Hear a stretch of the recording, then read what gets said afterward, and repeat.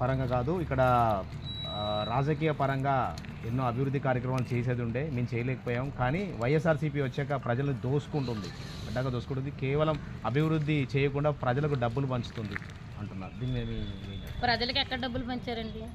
అదే డబ్బులు అమ్మఒడి అని పంచడం అన్నది, డబ్బులు పంచడం పేద ప్రజలకి.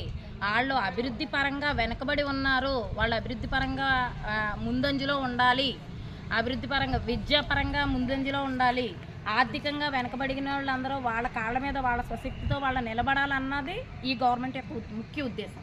అంతేకాని డబ్బులు పంచడం కాదండి. డబ్బులు పంచడం అంటే వెళ్ళి ఇంటింటికి పంచట్లా. వాళ్ళ బ్యాంక్ అకౌంట్లో ఎవరైతే బిలో యావరేజ్ అంటే దానికి తగ్గట్టుగా ఉన్నారో వాళ్ళని గుర్తించి, వాలంటరీ వ్యవస్థ ద్వారా గుర్తించి వాళ్ళకి డిపిటీ ద్వారా అంటే డైరెక్ట్ బ్యాంక్ అమౌంట్ ఇస్తుంది. కానీ మాకు ఓటేయండి, మాకు ఓటేస్తే వేస్తాం, లేకపోతే మాకు ఓటు వేయకపోతే వేయం, లేకపోతే మీరు బీజేపీ కదా మీకు వేయం, మీరు జనసేన కదా మీకు వేయం అని అంటలేదండి.